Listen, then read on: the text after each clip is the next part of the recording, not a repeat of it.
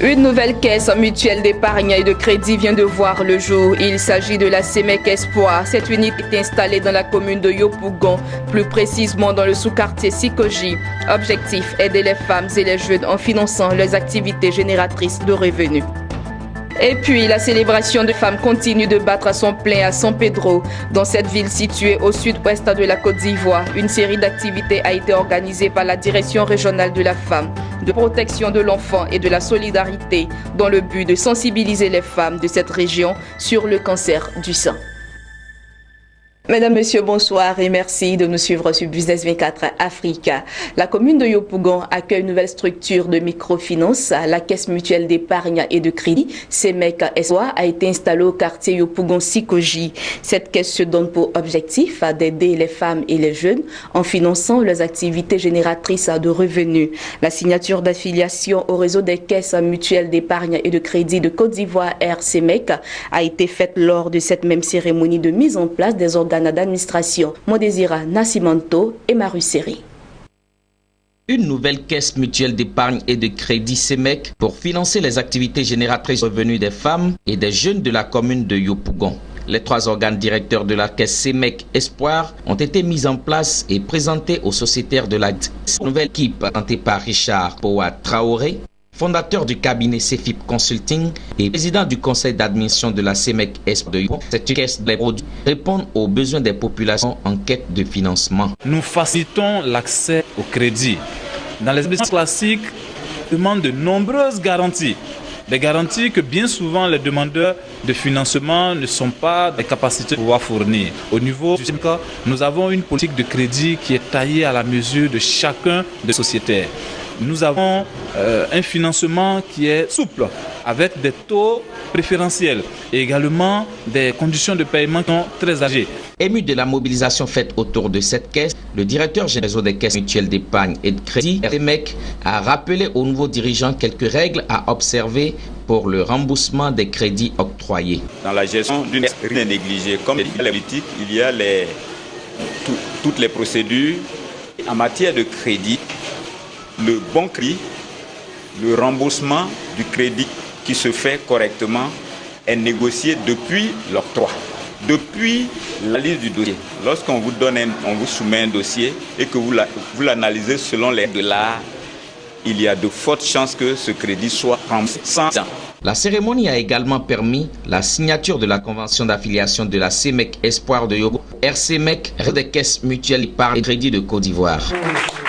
Le représentant du président du conseil d'administration nationale du RCMEC s'est à lui réjoui de l'installation de la CEMEC Espoir, outil de développement, avant de convier les uns et les autres au remboursement des crédits, gage de la pérennisation des activités d'une caisse de microfinance digne de ce nom. Bon, sur la nation, aujourd'hui, la crise fait que c'est difficile. Je souhaite aujourd'hui que les gens viennent épargner pour permettre d'avoir des prêts pour lutter contre la pauvreté. C'est ça nous qu'on touche, pour lutter contre la pauvreté. Et ça, aujourd'hui, avec ces espoirs-là, ça permet à nos femmes, à nos enfants, à nous-mêmes, d'avoir un peu de l'argent pour faire l'activité commerciale. Le RCMEC est un réseau des caisses mutuelles d'épargne et de crédit fort d'une vingtaine de caisses répandues sur le territoire national ivoirien. Il assure la collecte de fonds auprès des agents à capacité de financement qu'il octroie aux demandeurs. Ce réseau est membre influent de l'APSFDCI, Association des professionnels des services financiers décentralisés de Côte d'Ivoire. Et puis la femme continue d'être célébrée à San Pedro, ville située dans le sud-ouest de la Côte d'Ivoire. La Direction régionale de la femme, de la protection de l'enfant et de la solidarité a organisé une série d'activités marquant les festivités de la Journée internationale de la femme. Placée sous le sceau de la cohésion sociale, cette journée a été l'occasion de parler santé, notamment la sensibilisation sur le cancer du sein. Les temps forts de cette commémoration avec Abel Kwao, notre correspondant à San Pedro. Des autres villes de la Côte d'Ivoire, la commune de San Pedro a célébré la Journée internationale de la femme, organisée par la Direction générale du ministère de la Femme, de la protection de l'enfant et de la solidarité, en collaboration avec les organisations féminines locales. La journée a réuni plusieurs femmes de toutes les couches socio-professionnelles. Au cours de cette cérémonie officielle, le préfet de la région, Osam Coulibaly, a mis l'accent sur la cohésion sociale, l'entente et la paix entre les femmes. Quant à Gonti Michel, directeur régional de la femme, de la protection de l'enfant et de la solidarité, il a exhorté les communautés à donner aux femmes la place qu'elles méritent, à savoir les considérer comme des acteurs clés du développement et non des simples objets de plaisir. Le thème national retenu cette année est l'autonomisation économique de la femme pour une Côte d'Ivoire plus juste, plus équitable. Ce thème, au-delà de sa formulation, est un engagement ferme pris par nos autorités face aux multiples difficultés auxquelles les femmes sont confrontées. L'objectif étant de renforcer leur pouvoir d'action et de décision et, in fine, leur autonomie économique. Cette année, elle nous engage à la prise de conscience de la nécessité de l'autonomisation de la femme dans nos économies modernes. Temps fort de cette cérémonie de la journée de la femme à San Pedro, cette conférence sur le cancer du sein. Dr Yaté Pacom, gynécologue au centre hospitalier régional de San Pedro, a défini le cancer du sein comme une tumeur maligne qui prend naissance dans les cellules du sein. À son auditoire à forte majorité féminine, Dr Yaté a expliqué les manifestations de la maladie et les signes importants pour la détecter, notamment l'apparition de masses dans le sein.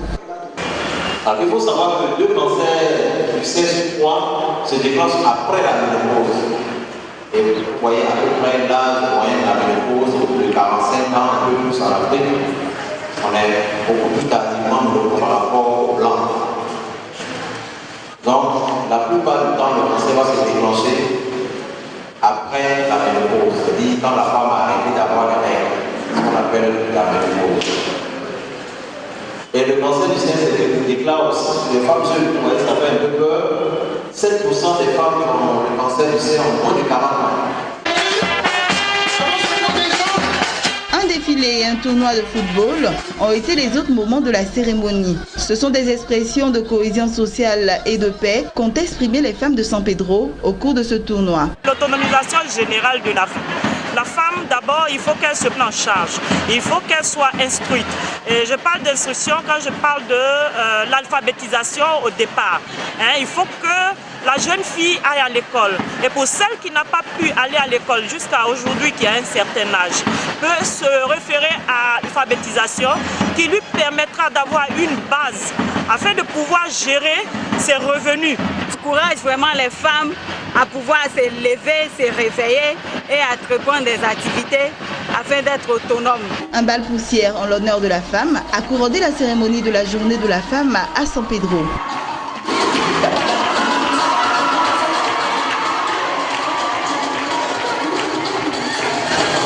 Dans l'actualité internationale, la Banque mondiale vient d'accorder 150 millions de dollars au Maroc, un financement qui sera reparti sur 2 projets dont le premier devrait permettre d'appuyer l'objectif du gouvernement marocain de moderniser son système national d'identification. Quant au deuxième, lui vise à promouvoir les startups innovantes et créer des emplois. Ces 2 opérations devraient ainsi soutenir les efforts menés par les autorités du Maroc pour réduire l'exclusion sociale et promouvoir la croissance du secteur privé. Terminons avec ici. L'Égypte a été choisie pour assurer la vice-présidence du Conseil des gouverneurs des pays africains de la Banque mondiale en 2017. Selon la ministre égyptienne de l'Investissement et de la Coopération internationale et gouverneur du pays à la Banque mondiale, cette nouvelle nomination est l'aboutissement du rôle important joué par l'Égypte dans la coordination des positions des pays en développement. Ce nouveau poste devrait ouvrir la voie de la présidente du Conseil à l'Égypte en 2018, dirigée actuellement par le Bénin. Fin de ce journal. J'ai été ravie de vous. Je vous souhaite une excellente suite de programmes sur Business 24 Africa.